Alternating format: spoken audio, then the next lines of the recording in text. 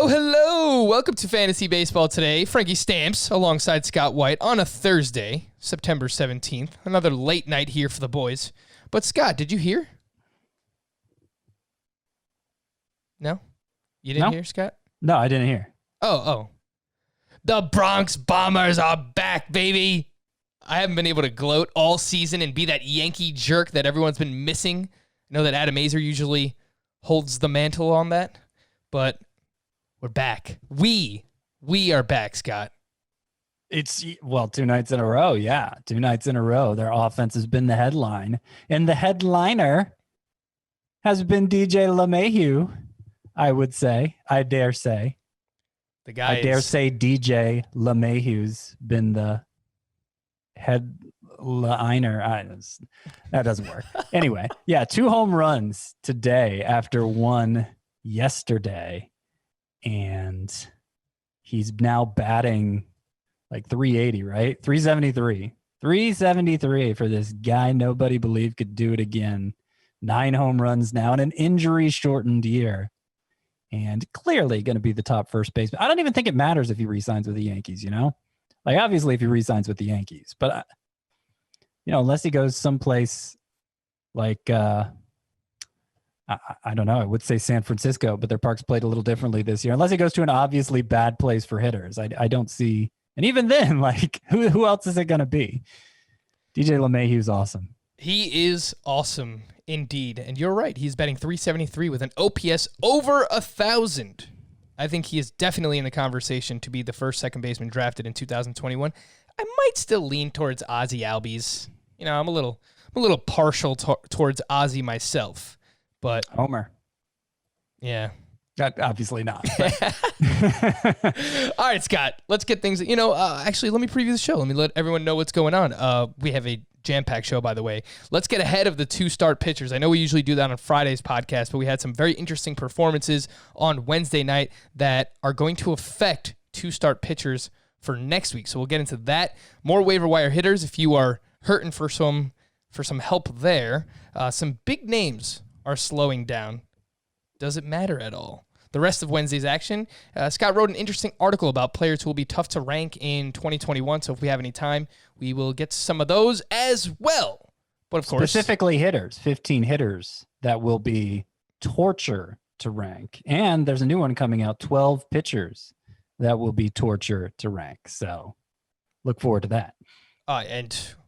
we got to talk about Jose Abreu again because I don't usually get frustrated very easily, but this whole Jose Abreu situation for next year is actually frustrating me. We'll get to that a little bit later on. Oh, my goodness gracious. All right, Scott.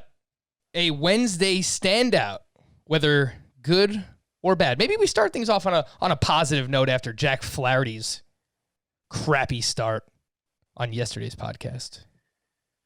Yeah. I'm going to go, I think I got to go with Brady Singer, who, last time out, 8 one-hit innings with I didn't write down the strikeout number, but it was a lot of strikeouts and a lot of whiffs. And, where did it come from? It looked like the pitch selection was the same. The stuff was the same. He wasn't doing that kind of stuff before then. I was kind of dismissing it as, okay, fluke, he had a great start, whatever. Comes out here on Wednesday night and does a lot of the same things. 6 innings, 2 hits instead of 1. Okay. 8 strikeouts, 13 whiffs on just 81 pitches. And he actually did make a change to his pitch selection in this one. He emphasized the slider more, actually threw it more than the sinker. And of the 2 pitches, that's the one that gets all the whiffs. It might be, if he did that in his previous start, I'd be like, huh, instead of nah. And now he's done it in the second start, and it's, I don't know. I'm intrigued by it. And I presume he's a 2-start pitcher next week, right? Yeah, he is one of the names that I definitely want to talk about. So let's get things started here with Brady Singer. You're right. 2 starts in a row now. He has been fantastic. 6 shutout on Wednesday, 8 strikeouts against the Tigers. It's a good matchup. 13 swinging strikes on 81 pitches, legitimately only threw his slider and his 4-seam fastball. 51% slider, 49% fastball for Singer. But his last 2 starts, 14 shutout innings with 16 strikeouts. He is 40% rostered on CBS. And I have the matchups for next week as of now, the Cardinals and the Tigers. Those are fantastic matchups.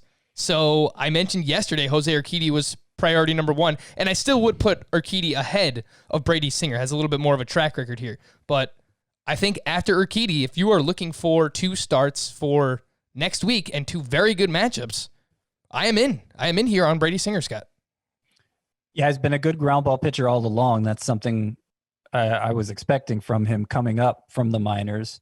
Really, that and strike throwing were what seemed to me his 2 biggest strengths. I wasn't counting so much on strikeouts. And look, the strikeout rate after these last 2 starts, it's only so-so. It's less than 1 per inning. But if he is, developing into something more here, that creates a very interesting profile. And obviously the 2 good matchups coming off 2 great starts, I think that makes him an obvious sleeper for the final week. And even if you don't need him yourself, you should pick him up anyway, because you don't want him to be used against you. I love it. I agree wholeheartedly. As someone who has put in a bunch of waiver wire claims in all of my leagues that I am still alive in, I put in a bunch of claims tonight so that I can make sure that other people do not pick these guys up and use them against me. But speaking of which, I'm going to go with, for my Wednesday standout, how about the person on the other side in this start of Brady Singer? And I actually was watching the Detroit broadcast, and they pronounce his name Tarik Skubal. Tarik Skubal. So we're going to go with that. 6 innings here, 4 hits, 2 earned runs, 0 walks, 8 strikeouts, 17 swinging strikes on 90 pitches. Also a good matchup going up against the Royals here. 2 earned runs or less in 3 of Skubal's last 4 starts. He did have that clunker of a start against the Cardinals where he allowed 6 earned runs. That was his last time out and just 2 innings pitched.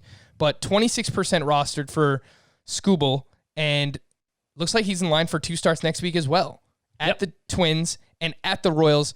I know on paper the Twins look rough, but hear me out. They are 27th in baseball in weighted on-base average versus left-handed pitching. So I don't know how daunting of a matchup it actually is for a lefty in Skubal. But, Scott, if you can only choose one, would you go with Singer or would you go with Skubal? Are you even interested in Skubal? I'm interested in not letting Skubal be used against me. I'd be unlikely to start him myself unless I was just such an obvious underdog that I needed to cross my fingers that somebody would deliver 2 great starts. Every one of my pitchers would or something like that. But the reason I say definitely Singer over Skubal is because this is the first start where Skubal to me has looked like really talented. I know 2 starts ago, he had a strong outing where he went 6 strong and had 6 strikeouts or something like that. But this was, 17 whiffs was the most he's had. Recently, his changeup, in that start 2 starts ago, was mostly fastballs. That was the only pitch he had real success with. But recently, since then, the changeup has been playing up, and he really leaned into it in this start. It was responsible, I think, for the majority of his swinging strikes. No, he got 9 on the fastball, but 6 on the changeup. And if he has a quality secondary pitch, if he has something he's confident pairing with that fastball, then we could see him really begin to make some headway.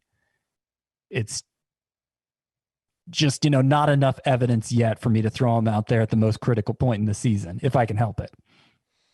Yeah, I understand why you might be a little scared.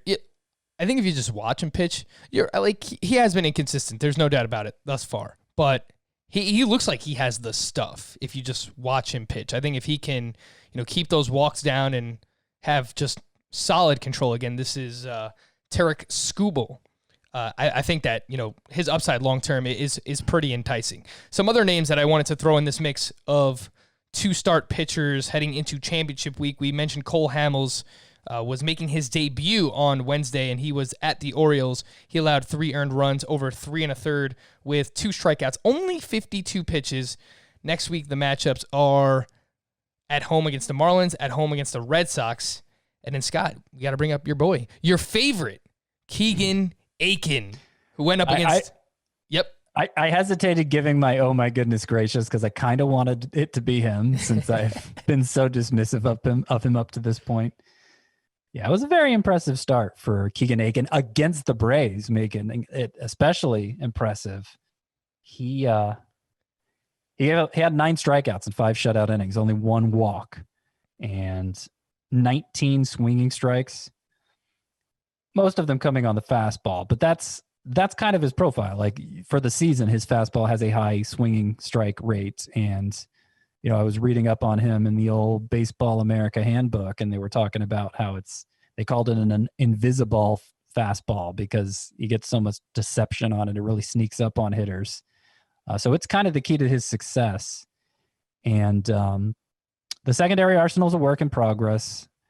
The control is, that's a work in progress too. But if with that fastball, it seems like there's a base of talent to work with here for Aiken. And he, 2 turns ago, he had 8 strikeouts and 5 1/3 innings. So this isn't even the first time he's flashed it. This was just the most impressive start so far.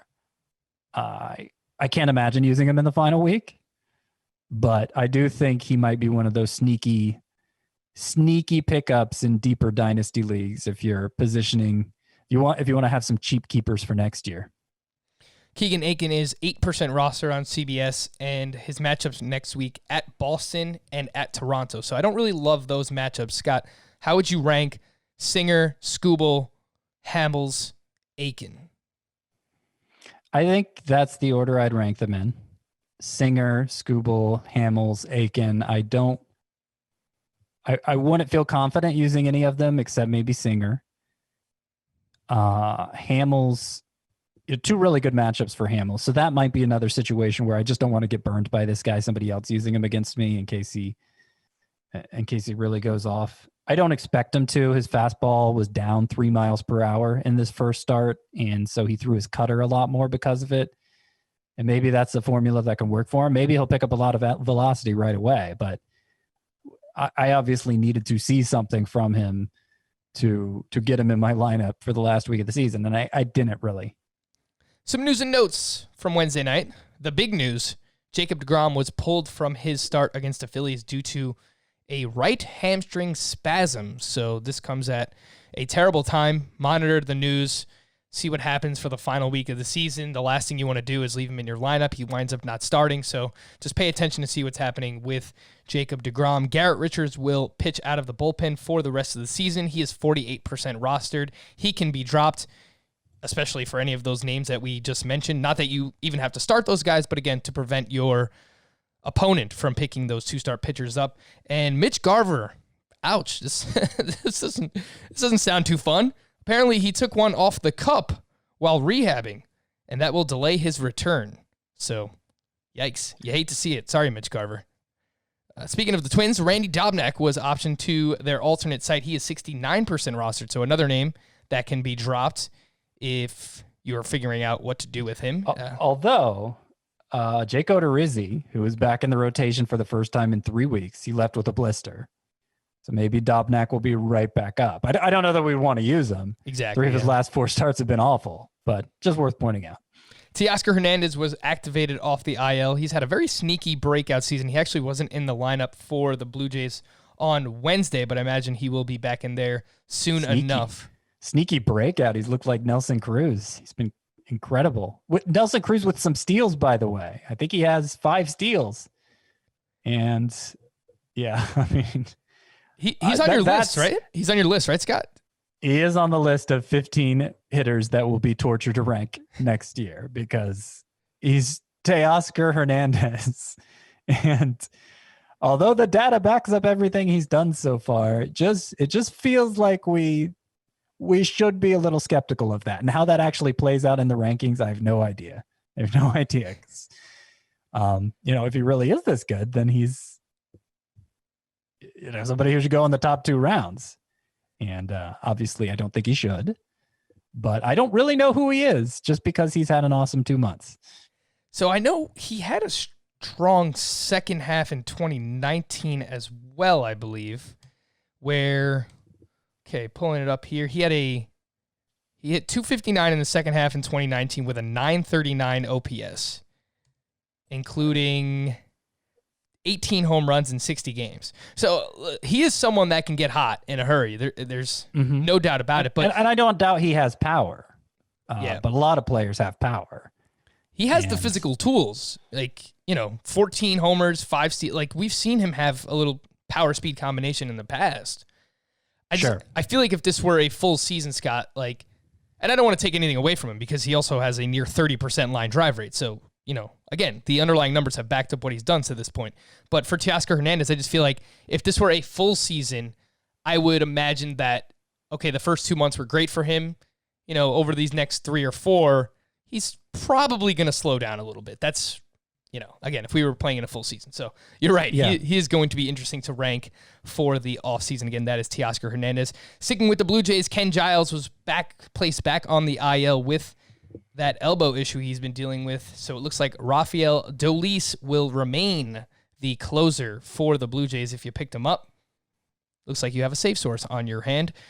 Carlos Correa was back in the lineup for the Astros. Aaron Judge was back for the Yankees. He went 0 for 4 with 3 strikeouts. No surprise. Giancarlo Stanton got a day off 1 day after returning from the injured list. Gleyber Torres was still out with that quad issue he is dealing with.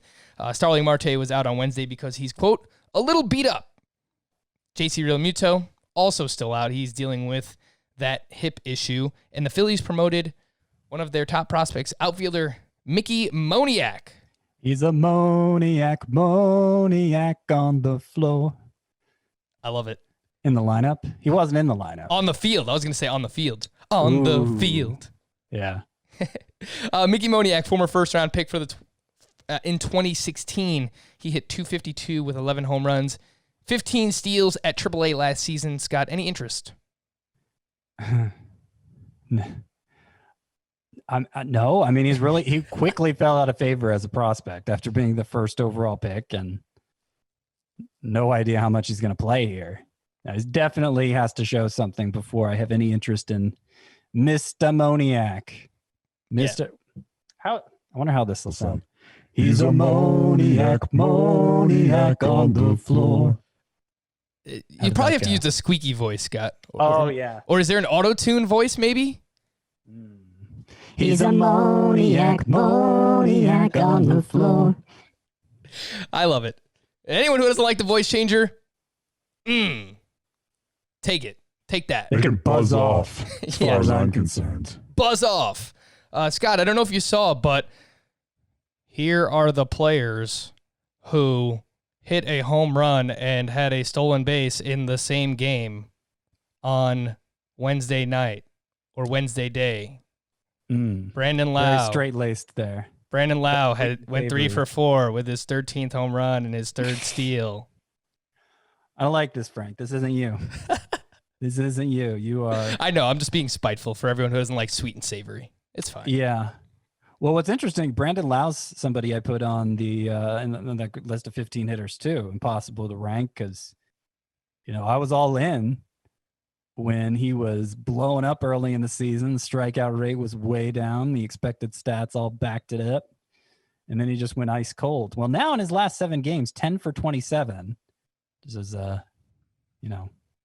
like a 400 batting average almost, with 3 home runs and 3 stolen bases in his last 7 games. So if he finishes the year on a high note, like the issue that was going to come up with Lau was he just incredibly hot early in the season? And if we had a chance for it to play out over 6 months, we could say definitively, okay, that was just, that was just him getting really hot and he leveled off and became closer to the guy we thought he was coming into the year.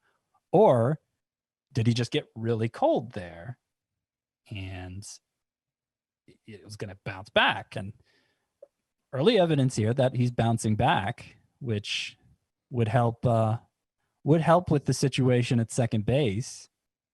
Of course, it's hard to trust the Rays always with the playing time, but The strikeout rate for the season is still much improved from last year, even with that recent cold stretch for Lau. So I'm back to feeling pretty good as of right now about Lau. The old cliche goes, baseball is a game of adjustments. So it could just be that pitchers were pitching him differently and he had to adjust and it took a little time. He might just be a streaky player. He might be someone who, goes on these hot streaks, gets a little cold, bounces back a little bit. That would make him a better player for Roto if that's the case, because obviously in head-to-head points leagues, we prefer a little more consistency in our weekly lineups. But let's see how he ends the season. But yeah, another fantastic game for Brandon Lau. Speaking of fantastic games, we had a pitcher's duel in Houston, ? This was a really odd one. Lance McCullers, his first game back from injury, 7 shutout with 8 strikeouts, 12 swinging strikes on 86 pitches. Right back to the bread and butter, Scott.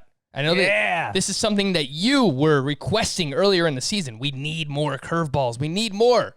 More curveball. And for McCullers, 47% knuckle curve in the start against the Rangers. 9 of his 12 swinging strikes came on that pitch. And I am ready to say that along with his teammate, Jose Urquidy, I think Lance McCullers can be a league winner in championship week because he is at the Mariners and at the Rangers. Look, I mean, that was the weirdest thing about McCullers is, okay, why did he go from throwing that pitch like half the time to only a third of the time? That was obviously you could attribute the struggles he's had this year to just working his way back from Tommy John surgery and maybe the command being off or whatever. But from the stuff we can easily see, that pitch selection was notable. And it was notable that he got back to it fresh off the IL and was awesome. And those 2 great matchups, it would be really hard to sit him looking ahead to the last week. I don't think it's risk-free. I think if you have a pitching staff stacked with studs, I don't know that you sit one of them for, I don't know that you sit a Tyler Glasnow, who I'm not even sure if he's making 2 starts, but let's say Tyler Glasnow is making 1 start. I don't know that you sit him for a 2-start McCullers unless it's a situation where you're the obvious underdog and just need to give yourself the highest ceiling possible. But I imagine if you're debating whether or not to sit Glasnow, you're not an obvious underdog. So that's kind of a moot point. Even with this performance from McCullers, the Astros wound up losing this game. How, you ask? That would be Kyle Gibson on the other side through a complete game shutout. A real complete game shutout, not a 7-inning doubleheader. We're talking 9 innings of shutout baseball for Kyle Gibson, 9 strikeouts, and even with this game, his ERA still stands at 5.18. Also has 2 starts next week. He is at the Angels and going up against the Astros once again. A matchup against Lance McCullers. Does this matter, Scott?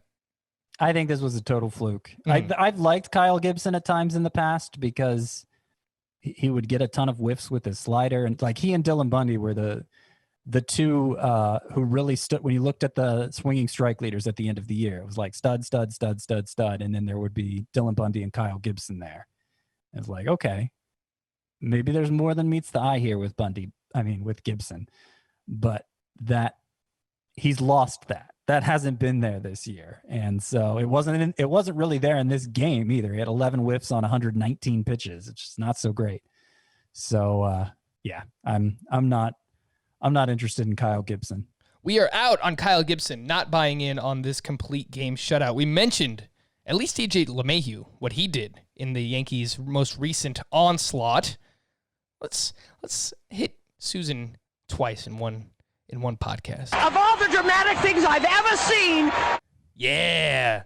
So the Yankees had 7 home runs on Wednesday night. This is the first time in franchise history that they had at least 6 home runs in back-to-back games. I thought that was an interesting stat. Luke Voit hit another home run, 19 homers, up to 45 RBI. Clint Frazier, the guy is just red hot, no pun intended. But 2 more hits, 2 more walks.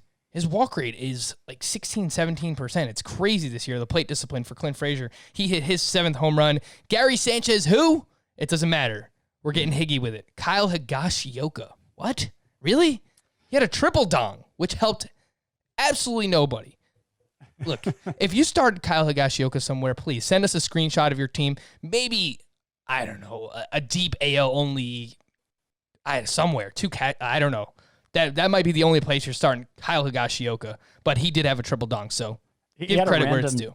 He had a random double dong game last year. I remember having a similar conversation there, but obviously triple dong has taken it to another level. Yeah, he doesn't matter. Clint Frazier, though, I mean, that walk rate was something that was showing up even way back in spring training, back in March, when there was all the talk of his new timing mechanism, that foot turned way inside. That is awkward to look at, but it's a very weird batting stance for sure. Yeah, that was the change he made, and I remember, boy, this is going way back to a different world, pre-pandemic. I remember he was quoted as saying like he was always, as a prospect, he was always highly regarded for his bat speed, but he always felt like it wasn't there. And now he feels like it's there. And obviously we've seen the way that's played out for him. It looks like he's positioned himself to be a starter for the Yankees next year. I'm looking, it's interesting. I'm looking at the StatCast data for Clint Frazier, and like his XBA X slug is basically what it was last year, even though the hard hit rate is way higher. So I wonder what that's all about. Have to look into that more, but I'm feeling good about Clint Frazier. Yeah, it's something that caught my eye yesterday as well when I was looking into Clint Frazier, that his expected stats are not great. He still strikes out a decent amount, almost 27%. But, I mean, still, he's hitting the ball harder this year. He has very solid launch angle. So, I don't know. I don't know what's going on there with the expected stats. But, look, the real stats are great. And he's still just 51% rostered. The Yankees play 7 games in the final week of the season. So, if he's somehow sitting out there in 3 outfielder leagues, even in 3 outfielder leagues, I think you got to get him. Because 3 outfielder leagues, more often than not, are head-to-head points leagues. Given the way that he is walking, the lineup that he is playing in right now, I think Clint Frazier is a must-own outfielder. The big dog, Garrett Cole. Were we ever really worried? No. The answer is no. It was the stupidest thing. 7 innings of 1-run ball, 8 strikeouts, 14 swinging strikes on 95 pitches. Garrett Cole's last 2 starts, that would be 14 innings pitched, 2 earned runs, 17 strikeouts to just 1 walk. The ERA is down to 3.00. Anything to add here, Scott, or just Garrett Cole's Garrett Cole? He good. Speaking of regression, I was going to save this for a little bit later on, but it seems relevant while we're talking about Garrett Cole. Trust the numbers, my friends. Trust the numbers. Luis Castillo, regression ×2. This is 2 fantastic starts in a row. Good matchup, came against the Pirates, but 7 shutout, 10 strikeouts, only 1 walk, 8 ground ball outs for Luis Castillo on Wednesday night. His last 2 starts, 16 innings, 1 earned run, 16 strikeouts. The ERA is down to 3.03. Scott, Luis Castillo. Yeah, we can breathe a sigh of relief, because that, if he did not bounce back, that was not going to be a good look for us. But he did, and all is well in the world.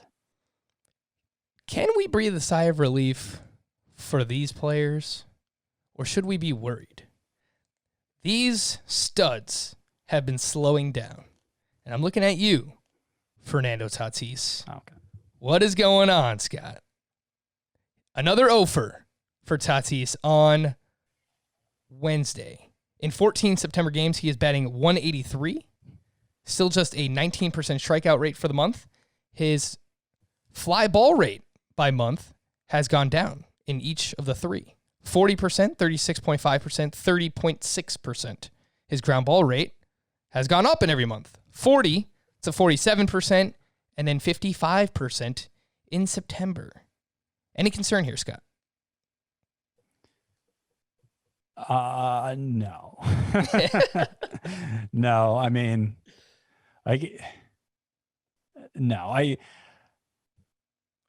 does he deserve to be the number one pick in fantasy next year? It's just that's the only remaining question. I was already on the no side before this happened because, I expected there to be some amount of cooling off.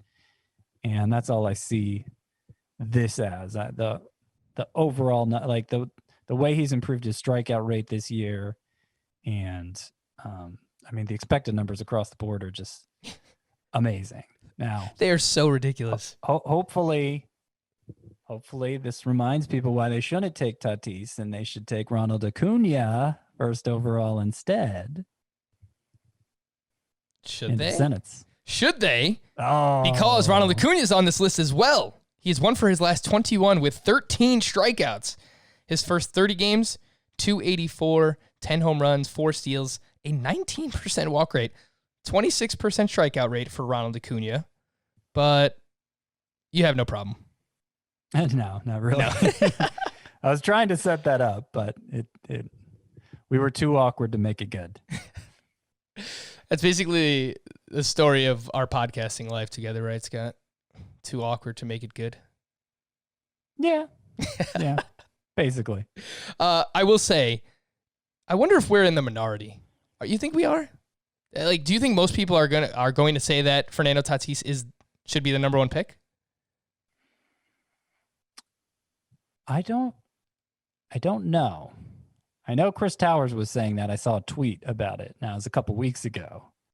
Like he was just saying matter of factly, Fernando Tatis will be the number one pick next year.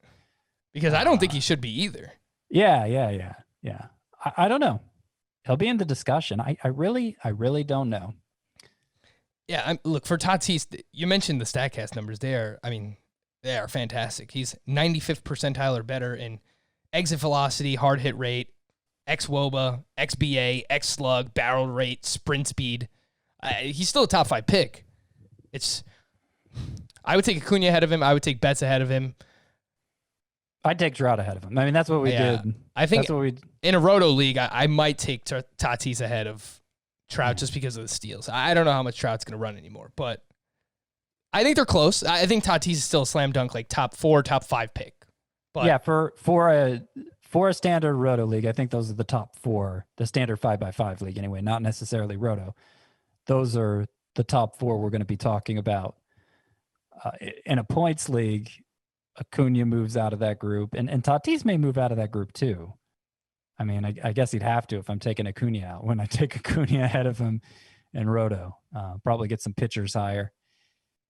But Betts and Trout would definitely stay up there because of their plate discipline. Charlie Blackman, another offer as well. His first 28 games, he was batting .405, a 34% line drive rate, with a 14% strikeout rate. His last 19, he is batting .176 with a 20% line drive rate and a 26% strikeout rate. Scott, Charlie Blackman. I haven't taken a look at Charlie Blackman in a while, if I'm being perfectly honest. He's not a player I expected to commit. But, yeah, I don't know. I mean, I still think, like, I don't really make anything of this stretch for him, especially after he began the year so hot. I mean, obviously he was due for a downturn, and it looks like the batted ball profile is about what it usually is. So this looks like just the general ups and downs of the season. But, given that he's 34 years old right now, Blackman, like he's more likely to get worse than better from here. Like we're probably at a stage of his career where he's going to drop a little bit every year in the rankings until inevitably cratering or retiring, whichever comes first. Fair enough. For Charlie Blackman, I wanted to get to, we'll talk about Kevin Biggio at another time. There's just so much to get to. Some more waiver wire hitters if you are desperate. Cole Calhoun has 3 home runs over his last 2 games. He is 59% rostered on CBS. He has just 6 games next week. Jurickson Profar went 2 for 3 with his 7th home run of the season on Wednesday. He's batting .369 in September. Chris Taylor is a name that is hot right now. He went 1 for 4 with his 6th home run. He is 43% rostered and has started 9 straight games for the Los Angeles Dodgers. He has 4 home runs during that time. Ryan Braun hit another home run on Wednesday. He now has 4 home runs in his last 7 games. The Brewers play 8 games next week in the final week of the season, championship week. Jorge Alfaro had a double dong, 34% rostered. He has 7 games next week as well, including 3 in Yankee Stadium. And then sometimes I don't know if we should just keep bringing names up. This is kind of how I felt with Ryan Mountcastle last week because we just kept talking about him, but he kept performing. Same thing could be said for Jared Walsh, who, when he had at least 2 hits, I'll look and see if he had any more because that game is still going on, but he just hit his 7th home run on Wednesday in his 22nd game. He is just 23% rostered, so Jared Walsh is in there. Walsh, Alfaro, Ryan Braun, Chris Taylor, Profar, Cole Calhoun, Scott. If you can only add... Well, Alfaro is kind of a different... That's only if you need a catcher. But for these other hitters, if you can only add one of these guys for the final week, Scott, who would you be looking at? I actually think, even though we haven't talked about him that much, I actually think it's Chris Taylor, who I believe Dave Roberts has said he plans to keep him in the lineup on an everyday basis. And we've seen him be good in the past. Certainly swinging a hot bat now, eligible multiple positions. And the Dodgers matchups, let me double check here. Yeah, they look pretty good for the final week, which is not something I can say for Walsh or Braun. Let me see Braun's. Braun's playing the most games. Braun's pretty good too, but he's not going to play every day. So, yeah, that's probably how I'd rank them for next week. Taylor, Braun, and then Walsh.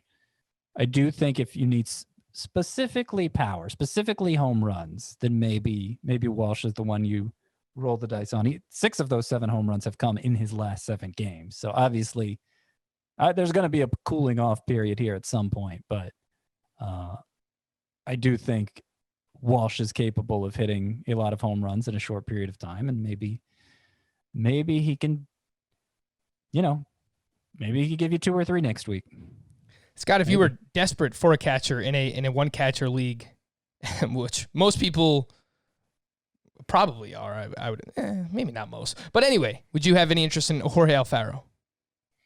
In a 2-catcher league or a 1-catcher league? 1-catcher league.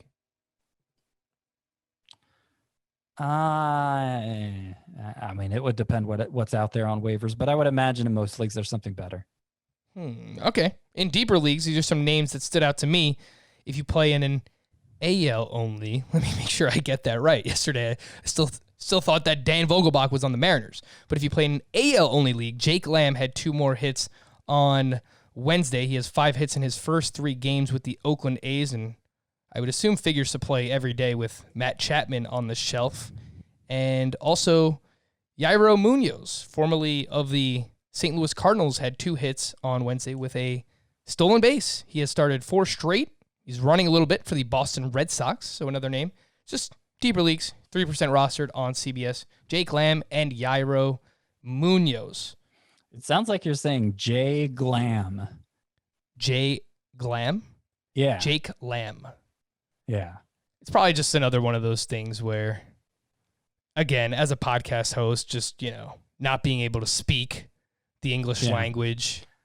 All the A's beat writers were tweeting out, like at the same time they were all tweeting. Apparently, the pitchers in the bullpen for the A's, whenever Jake Lamb gets a hit, they bleat like lambs. They go bah.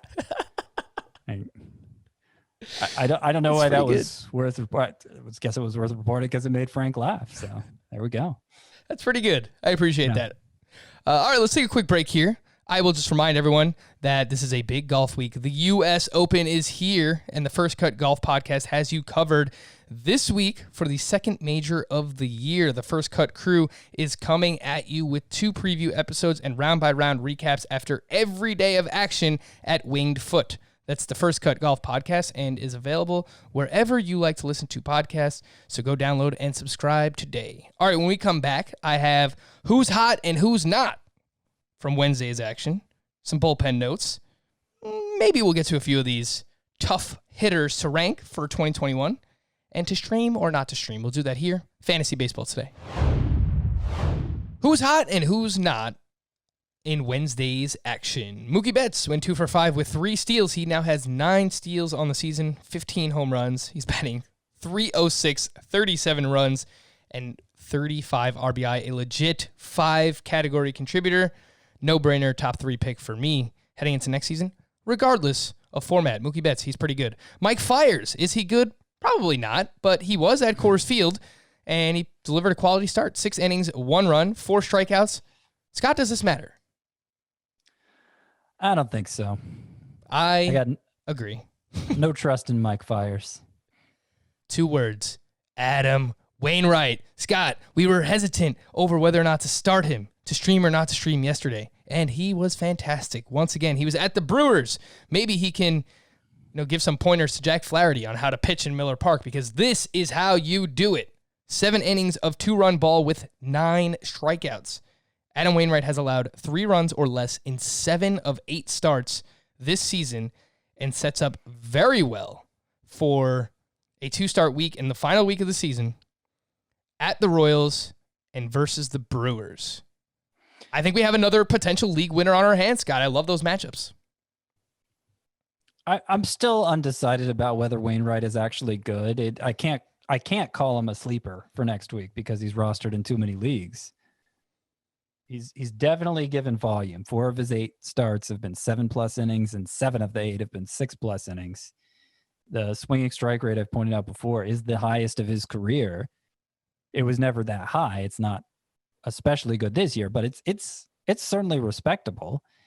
And the results have been there, especially recently. I feel like he's stepped things up in his last 4 or so starts, especially. So, I mean, I guess he's fine. In a 2-start week, it would be pretty hard to sit him. But I'm hesitant to give a full-throated endorsement for a guy who, like the xFIP is still high. Like, how much do I really believe in Wainwright? Not that much. But there comes a point where you can't only recommend pitchers you completely believe in. And I think we're at that point with Adam Wainwright. I feel you, Scott, on the underlying numbers, but if the matchups were not as good, then I would probably be closer to where you're at. But these are 2 teams that we've picked on all season, the Royals and the Brewers. So I'm going to trot Adam Wainwright out in championship week, and I'm going to do it with a decent amount of confidence. J.D. Davis getting hot at the right time, went 3 for 4 with his 6th home run of the season, including 3 RBI. He has multiple hits in 3 of his last 5 games. Scott, it's been kind of an underwhelming season for J.D. Davis. What went wrong, if anything? Well, he was just a little worse, especially in the ways that power manifests. The exit velocity was down a little. The fly ball rate was down. It was actually down a pretty decent amount, and it wasn't great to begin with. The fly ball rate. It's the sort of things that you can point to why his numbers are how they are. Which, by the way, they're not bad. They just obviously weren't.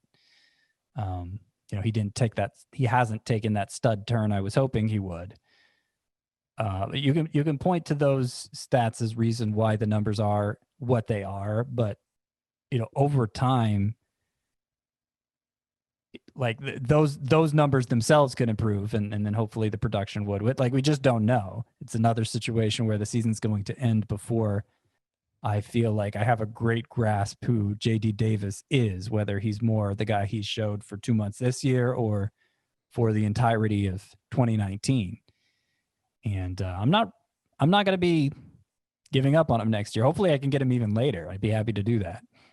Yeah, I think the biggest issue for him this year, you mentioned the fly balls are down. His ground ball rate is up to 55% this season. So I think that's been, one of the biggest issues, if not the biggest issue for J.D. Davis in 2020.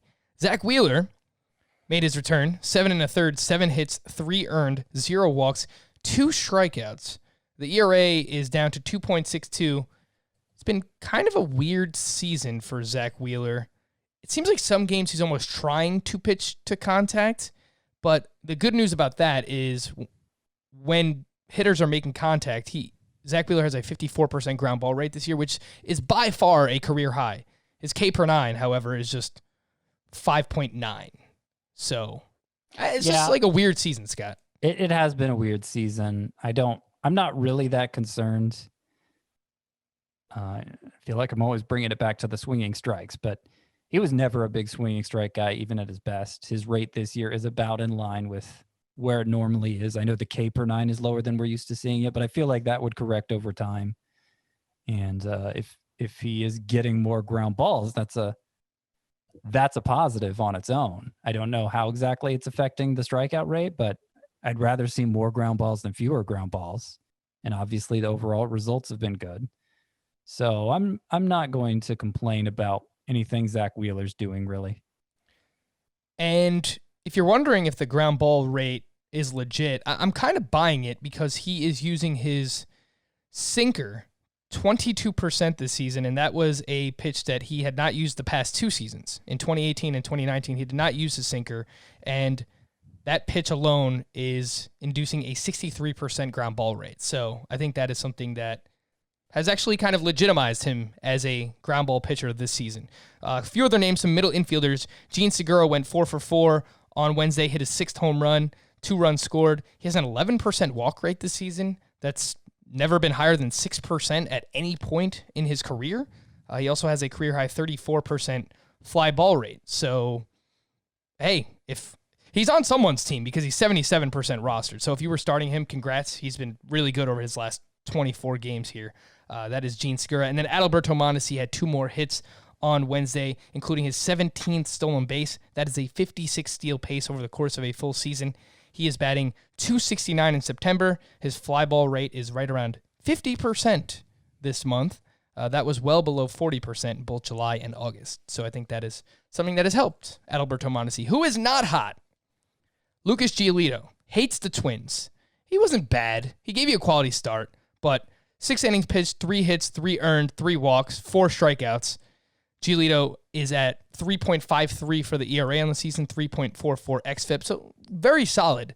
But Scott, specifically the Twins have given Giolito a ton of issues this season. In 3 starts against them, 14 earned runs in 14 2/3 innings pitched. His other 8 starts, which have all been very good matchups, by the way, Tigers, Royals, Steelers, Pirates, Cardinals, and the Cleveland Indians. 14 earned runs over 51 2/3 innings pitched. I think a talking point in the offseason that I will bring up for Giolito is he someone that just feasts on really good matchups? Or is he just really good? I don't know. That would have to be something I looked into more.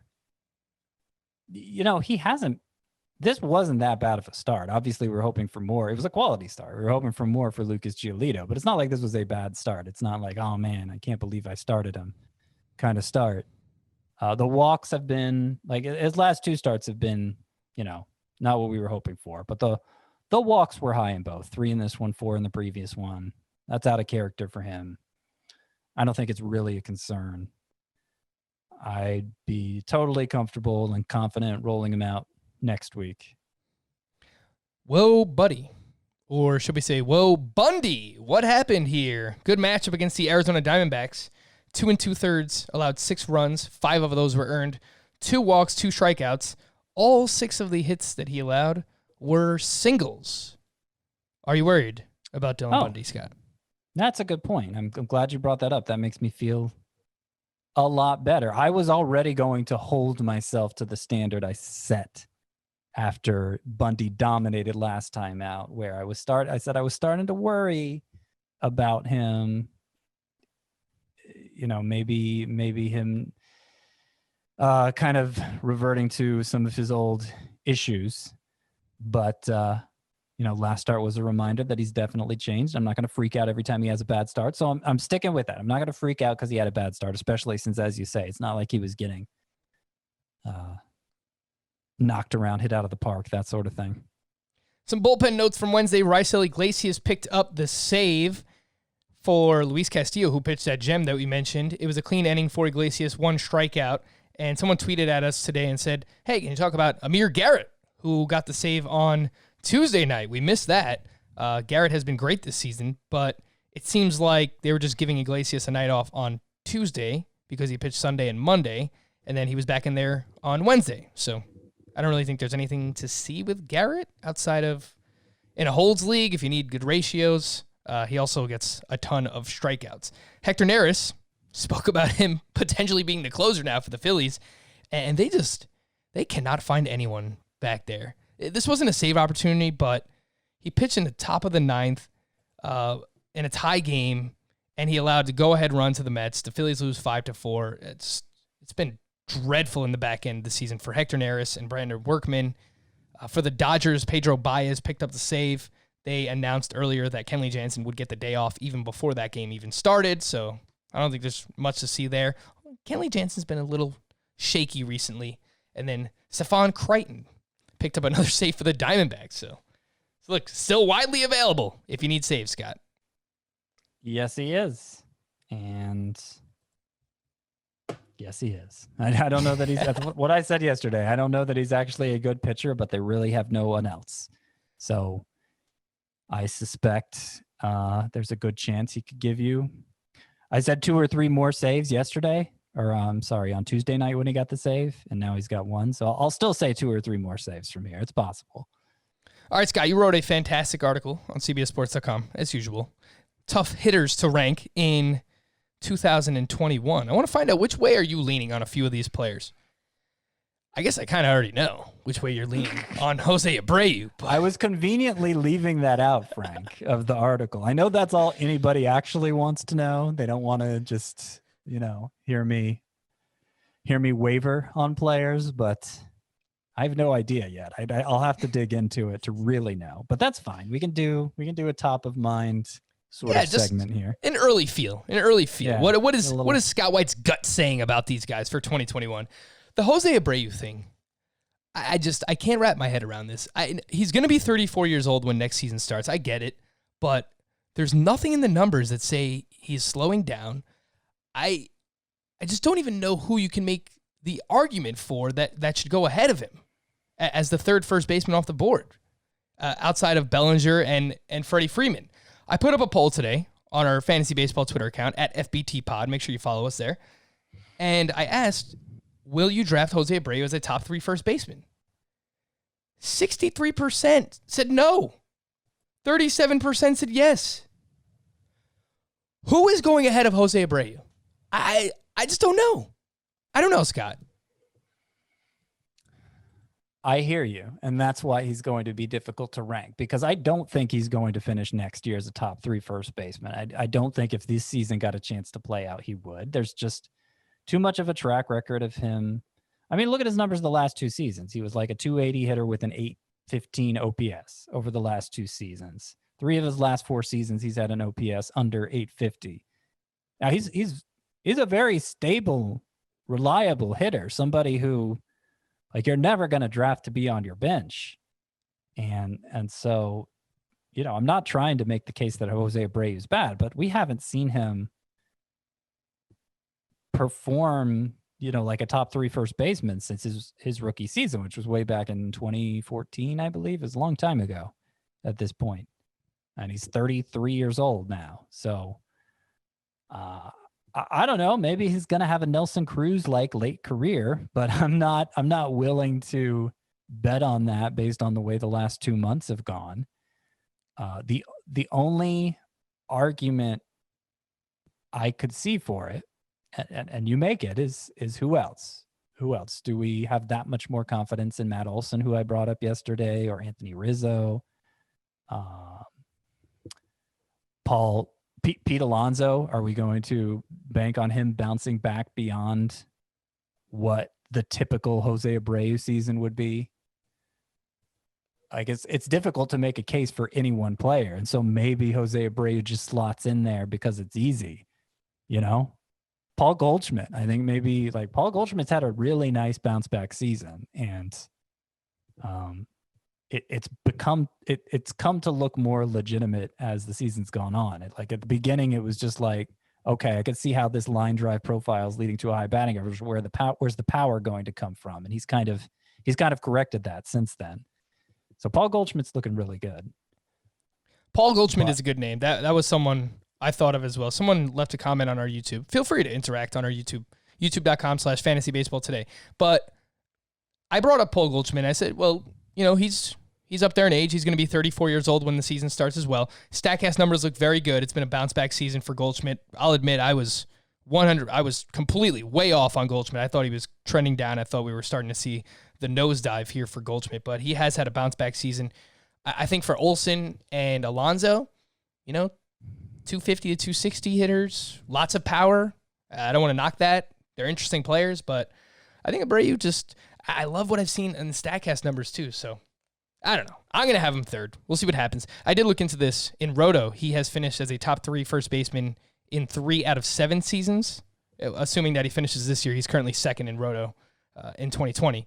But that will be 3 out of 7 that he's finished as a top 3 first baseman, and a top 6 first baseman, he's finished 4 out of 7. And I know 2018, he had an injury. It was a graphic injury too that I don't want to get into, but I mean, that's better than I thought. And I could see how I've made this argument for Abreu before, that he's kind of a player who's geared for Roto.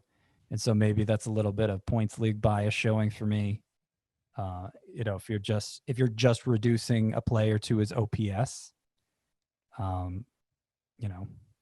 OPS is not a stat that's used in the typical Roto league. Batting average is, RBI are, and those are 2 areas where Abreu has excelled beyond what his OPS would suggest. So maybe he's just has that right skill set for Roto.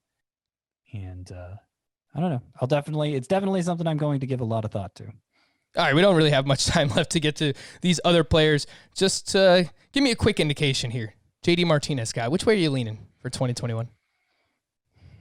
I'm leaning toward being very cautious. I agree.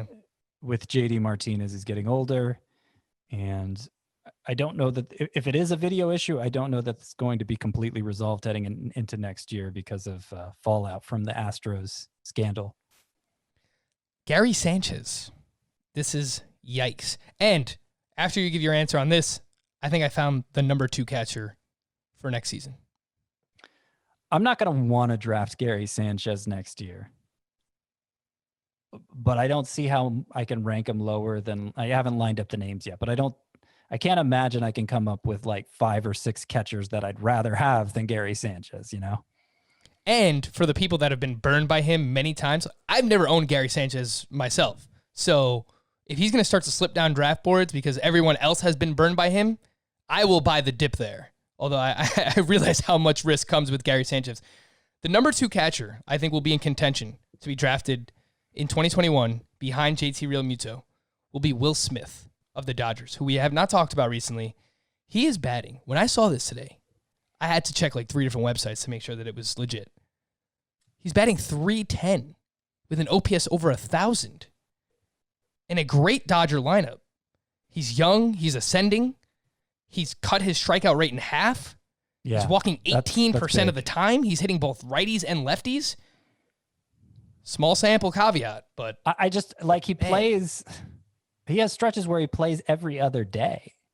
Maybe he'll play 2 out of 3 sometimes. That's the frustrating part with them. And I mean, the Dodgers did that kind of stuff with Yasmani Grandal when he used to be there too. So I guess it shouldn't be that surprising. But that's obviously going to limit his upside if that continues.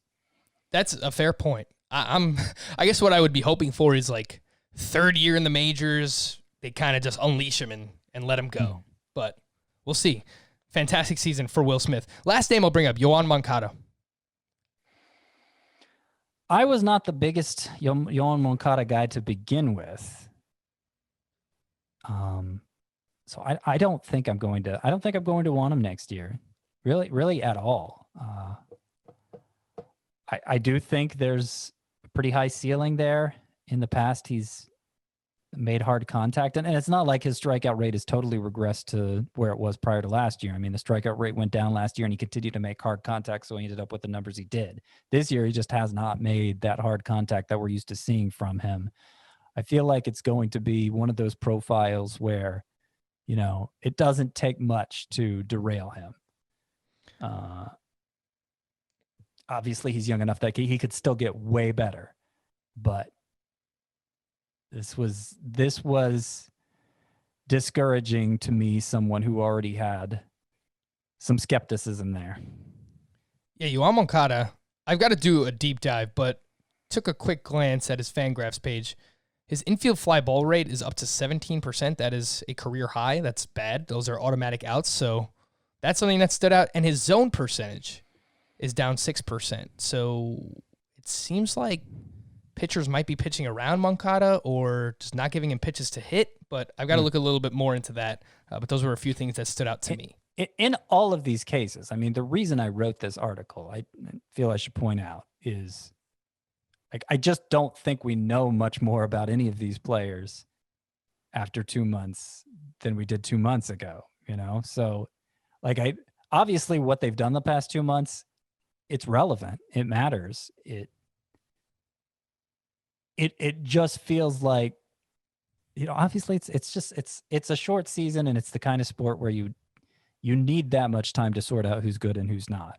And we didn't get near enough time to sort that out. So it's going to be a lot of hunches there. Like, you can look at somebody like Teoscar Hernandez. You could look at the expected stats on StatCast. I mean, how dramatically have we seen the expected stats change for players over the course of these 2 months, over the course of the last 2 weeks for some of them?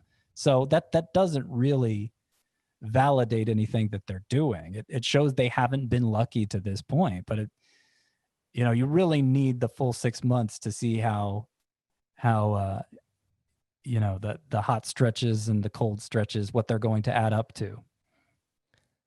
I agree. And that'll be one of the more interesting talking points in the off season. How much stock do we put into 2020 production or 2020 lack of production? Let's end with this, Scott. Thursday to stream or not to stream. The must-starts that I have here: Kenta Maeda, Blake Snell, Aaron Nola, and Shane Bieber. Framber Valdez versus the Texas Rangers. You getting them in there? Of course. Masahiro Tanaka versus the Blue Jays. Probably. Yeah, I think I would. It's always risky with Tanaka, but the Yankees have shut him down the past couple days. Nathan Eovaldi at the Marlins. I don't think so. That one feels risky. Second start back from the IL. The revenge game for Nathan Eovaldi. Jose Urena versus the Red Sox. No. Alex Young at the Angels. No. Griffin Canning versus the Diamondbacks. Yeah, I'm not ready to trust Canning again. Not yet. Tyler Anderson at the Mariners. Don't think so. Dakota Hudson at the Pirates. Yeah, I'll probably do that. Do that. Let's fire him up. Steven Brault versus the Cardinals. Nah. Seth Lugo at the Phillies. Yes. I have a lot of confidence in Seth Lugo. Casey Mize versus the Cleveland Indians. No. Man. I will say, if you're desperate and you're trying to catch up and you're trying to make something happen, I kind of like Mize. His last start out was pretty good, and I like this matchup. Julio Urias at the Rockies. Not going to do that. And by the way, he's on that list of 12 pitchers who are going to be tortured to rank next year, because my gut tells me Julio Urias is really good. But you look at the stats, the kinds of ways I would normally evaluate whether or not a pitcher is good. Doesn't look good for Julio Urias. Last but not least, Kyle Freeland against the Dodgers. Not going to do it. Sorry. He's Sorry not going to do it. Freeland fans. Yeah, we've been fading Freeland and Senzatella basically all season long, and they've kind of thrown it in our faces a little bit here, Scott, if we're being honest. All right, we're going to wrap it. Stick to the guns. Stick to your guns. That is correct.